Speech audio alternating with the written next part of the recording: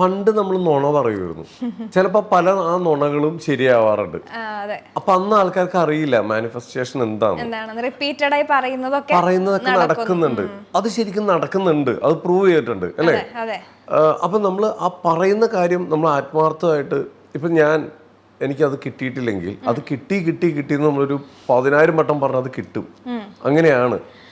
അത് എല്ലാ കാര്യത്തിലും അങ്ങനെയാണെന്ന് പറയാൻ പറ്റില്ല. പക്ഷേ സയൻസ് വൈസ് നമ്മൾ like attracts like, quantum physics അതാ പറയുന്നത്. നമ്മൾ എന്താണ് പുറത്തേക്ക് കൊടുക്കുന്നത് അത് നമ്മളിലേക്ക് വരും എന്നാണ് പറയുന്നത്. അപ്പോൾ നമ്മൾ റിപ്പീറ്റഡ് ആയിട്ട് എപ്പോഴും രാവിലെ എഴുന്നേറ്റ് ഒരു കാര്യം പറഞ്ഞുകൊണ്ടിരുന്ന അത് 100% നടക്കണമെന്നില്ല.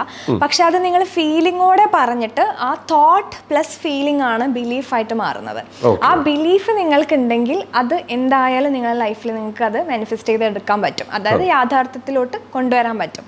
ഇത് പോസിറ്റീവ് മാനിഫെസ്റ്റേഷൻ ഉണ്ട്, നെഗറ്റീവ് മാനിഫെസ്റ്റേഷൻ ഉണ്ട്. ഇപ്പം ലൈഫിൽ പല രീതിയിലും നമ്മൾ സ്ട്രഗിളിലൂടെ കടന്നു പോകുന്നുണ്ട്. ഇപ്പോൾ എക്സാമ്പിൾ പൈസയുടെ കാര്യം പറയുകയാണെങ്കിൽ, ഓക്കെ, നമ്മളെപ്പോഴും കടത്തിനെ പറ്റി ഡെപ്റ്റിനെ പറ്റി ചിന്തിക്കുന്ന ഒരാളാണെങ്കിൽ ആ തോട്ടിൻ്റെ കൂടെ തന്നെ നമുക്ക് ഫീലിംഗ് ലോ എന്നുള്ള ഇമോഷനും കൂടെ ഉണ്ട് അല്ലേ. ചിലപ്പോൾ സ്ട്രെസ്ഡ് ആയിരിക്കും, ഭയങ്കര പേടിയായിരിക്കും, ഫ്യൂച്ചറിനെ പറ്റി ആലോചിക്കും, ഇതൊക്കെ എങ്ങനെ റിക്കവർ ആക്കും എന്നുള്ളത്. അപ്പോൾ അത് തോട്ട് പ്ലസ് ഫീലിംഗ് ആണ് വരുന്നത്, ഈക്വൽ ടു നമ്മൾ ബിലീഫായിട്ട് മാറുകയാണ്. അത് വീണ്ടും വീണ്ടും നിങ്ങൾ കടങ്ങൾ ഡെപ്റ്റ് അട്രാക്ട് ചെയ്തുകൊണ്ടിരിക്കുകയാണ്. അതും നിങ്ങളുടെ മാനിഫെസ്റ്റേഷനാണ്. നെഗറ്റീവ് കാര്യങ്ങൾ മാനിഫെസ്റ്റ് ചെയ്യുന്നുണ്ട്, പക്ഷെ അത് ആളുകൾ പറയുന്നത് അത് കർമ്മമാണ്. പോസിറ്റീവ് കാര്യങ്ങൾ ചെയ്യുമ്പോൾ പറയുന്നു അത് മാനിഫെസ്റ്റേഷൻ. അത്രേ ഉള്ളൂ.